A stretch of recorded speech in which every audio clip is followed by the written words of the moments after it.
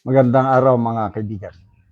Bigyan natin ng reaction opinion itong post ni MG Kiambao Reyes. Sabi niya, look closely at the expression of Senators Joel Villanueva and Chis Escudero. Meron siyang ayan, mga mukha oh. Parang ang bigat ng dinadala. Kasi kung anong nangyari sa loob ng isang tao, yung real na pagkatao natin, na isasalamin sa mukha. Napakalungkot ang kanilang mga mukha. So, if their recent capitulation to the Malacanang faction was truly the heroic love of country or selfless acts, Ping and Migs want the public to believe. Their faces tell a completely different story. There is no pride or triumph to be found here.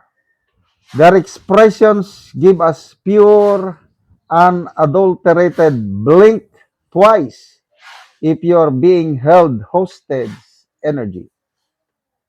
These are not the expressions of statesmen acting on principle. This is the grim reality of political survival under absolute duress. While Lacson and Zubiri spin a fairy tale of selflessness, love of country, unity, and victory, the reality staring back at us is much darker. A legislative branch castrated and controlled. Sa talakayan sa Senado kahapon, grabing aktibo ni Villanueva. Salita diyan, kaliwat kanan, kung ano-anong mga amendments, mga measures, mga ano. Wow! Kasi pinapalabas nila na kaya daw lumipat ng kampo si Villanueva. Gusto lang niya daw niyang magtrabaho. It's all about work, work, work, work, work, work. Kaya kahapon, na-overwork siya, ang dami niyang ginawang mga pakitang gilas sa Senado. But to me, hindi ako kumbinsido sa ginawa ni Villanueva. It's not because of work. I was not born yesterday. Puti na po ang aking buhok. Ang ginawa nilang dalawa sa opinion, comments na nababasa ko is of a political survival. Mayroong bishop ng evangelical churches dito sa Mindanao. Siya ang presidente ng Mindanao Evangelical Leaders Council. Sabi niya, before, the Filipino is worth dying for. Now, the Filipinos are not worth going to prison for. Hindi karapat-dapat na magsakripisyo ka, mapreso ka para sa Pilipino. Meron siyang pinapatamaan. Dahil evangelical leader siya born again sila kasama sila sa grupo ng Jesus is Lord. Ang naintindihan ko sa post ng bishop na yun is hindi sila masaya sa ginawa ni Joel Villanueva na paglipat bakod. So, anyway, bahala na ang Diyos. Nakikita ng Diyos yung puso natin, yung motibo. Wala tayong kahit ano pang sabihin mo sa harap ng publiko na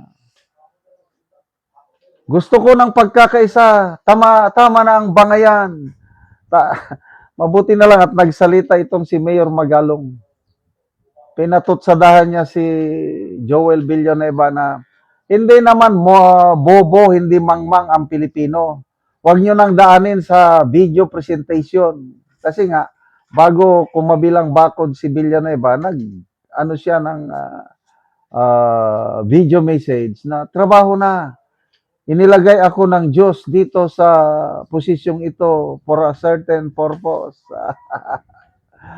Ay, nako. Hindi po kami mga otso-otso. Alam namin yung tunay na dahilan sa paglipat bakod. Kaya, sige lang. Masaya sila ngayon. Dahil nakuha na nila ang liderato ng Senado. At dahil sa ginawa nitong dalawa, Escudero and Villanueva, I hope history will be very kind to you. Dahil ang Pilipino, mapagpatawad, kailang hindi madaling makalimot. Ako, nalulungkot ako dahil napakataas ang tingin ko sa Jesus is Lord na church kasi sumama rin ako sa kanila noong nagsisimba ako. Ano lang kasi ako nung nasa active service, wala akong permanent membership kasi kung saan-asan ako ma-assign. Pag-assign ko ng lugar, mamili na lang ko ng simbahan doon ako mag-church. So, 1980s, sa Mindanao, nakapagsimba ako ng mga ilang taon sa Jesus is Lord. Then, nung nag-schooling ako sa US, 2005 to 2006, mayroong simbahan doon ng Jesus is Lord. Dahil worldwide na sila, nakapagsimba rin ako doon. Maganda naman yung preaching. Kaya lang ngayon, dapat you practice what you preach. Sa ngayon, itong ginawa ni Senator Joel, question mark na. Tama yung Bible, faith without works is dead. Mas matindi pa ang paniniwala ni Senator Jinggoy. Kahit hindi siya religyoso. Ngayon, mas saludo ako kay Jinggoy kumpara dito kay Joel Villanueva, religyoso, dahil GIL sila, kailang tignan mo naman kung ano ang ginawa. Salamat mga kaibigan sa inyong pagsubaybay sa channel nito. Nakakatulong kayo ng malaki sa tribong Talanding ng Bukidnon dahil ang income natin sa channel nito is pantulong sa tribo. Namimigay tayo ng libreng yero at pako para makapagpatayo sila ng mas maayos na tirahan. Panoorin niyo ang video nito. Muna ni ang natabangan na mag-gero. Sa sin kay makakuha na sa mong balay.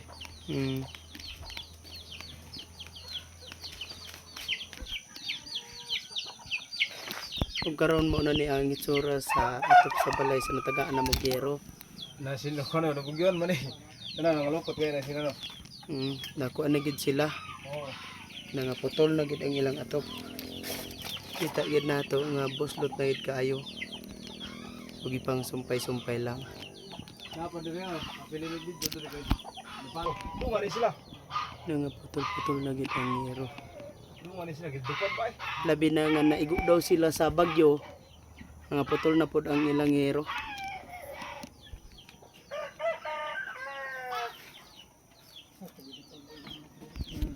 So karon pila na ni katuig ang imong balay? Napulo na katuig. So dugay-dugay na gyud. So nagantos na gid mog ulan ani. Oo, tungod wa kay kakapalitan ni giro. Oo. So unsa ra day imong trabaho? Ay pagyuta ra. Kanang mag-uma lang. Oo, magumara. O kamay gid ang income. Mao gani. Say mapilyor pag yun. Maperil pag yun. Di ka bawi na ikaw ra gid pagkaon. Lagi. So pila ka buok ang imong anak? Isa pa man. Isa pa. Mm. So kuan gyud. Asa day imong asawa karon? Tuwa dito. Ay, so naglakaw siya. Oo. Lagi. Sa nga naman sa sulod na sa napulo na katuig, wala gid mo nakapalit og atop. Igo ra gid ipalit og kang pagkaon. Igo ra gid sa konsumo. Napay gid pa eskwela na Naapa sila estudyante. to matabang ng pagpait og sin kay wala na gid og kuan, wala na yung budget. Wala na budget. Salamat din sa kaya sa Ginoo nga pagtabang nga mugsin nga maka ilis daw na gilugato pa mong balay. So, salamat kayo ba? Salamat kayo. Mm.